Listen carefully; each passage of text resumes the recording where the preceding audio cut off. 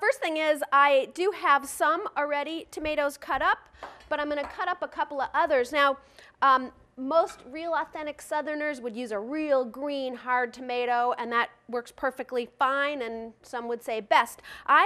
When I tested this recipe, I tried it with ripe tomatoes, with almost ripe tomatoes, with really green hard tomatoes.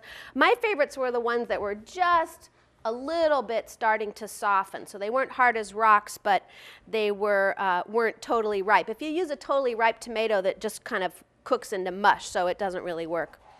So I'm cutting the tomatoes in about 1/3 of an inch to 1/2 of an inch slabs.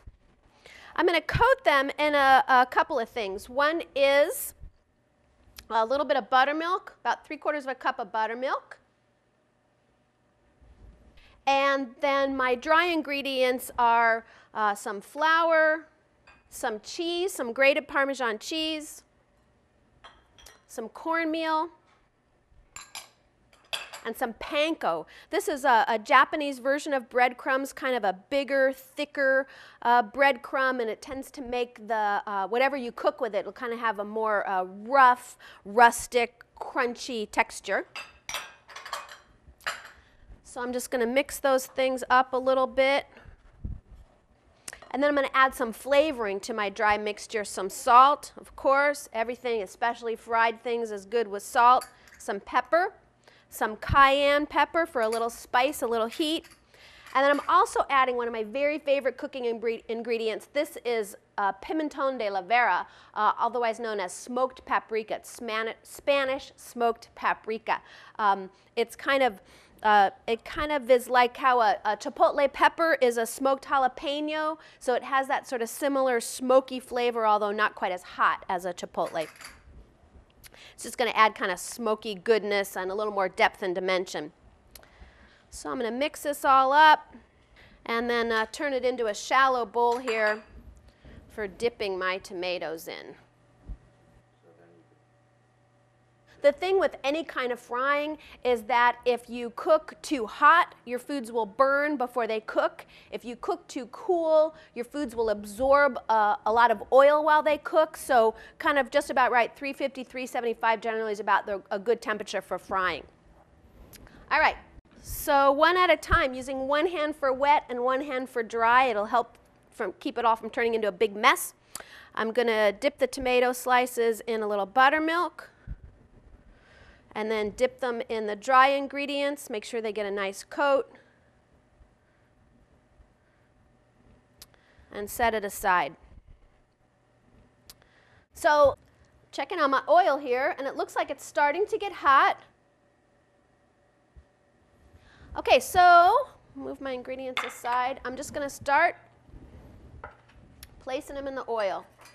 Kind of carefully and gently, and it won't take long. They only need about a minute aside. Depending on how deep the oil is, depending on how deep your oil is, it might not even need to be turned. And now another trick about frying is you don't want to crowd the skillet too much.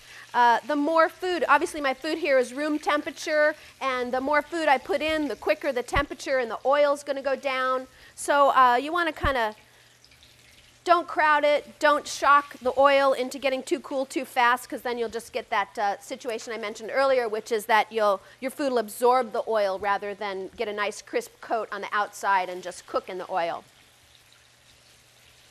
Now, while those are cooking, we'll see if I can multitask here. I'm going to make a couple little accessories for the dish, or an accessory for the dish.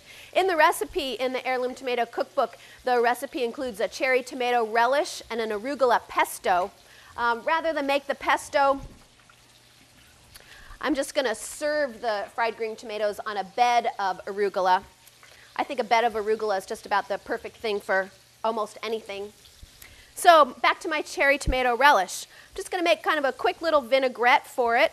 Some olive oil, some balsamic vinegar, some salt, some pepper, and some garlic. Whisk that up together. And then I have about a pint of both red and orange cherry tomatoes. So these tomatoes are totally ripe. Going to add those. They're just going to be kind of a juicy, bright little topping for the fried green tomatoes. So now I'm ready to plate up my fried green tomatoes. And these green tomatoes will be perfectly fine dish, just like they are.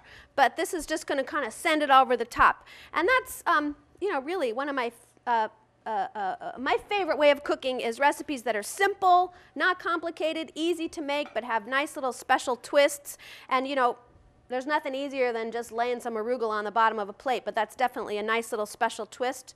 And make the whole thing just kind of more of a dish. Okay. And then just a little of this cherry tomato relish. And there you have it. Fried green tomatoes with arugula and cherry tomato relish.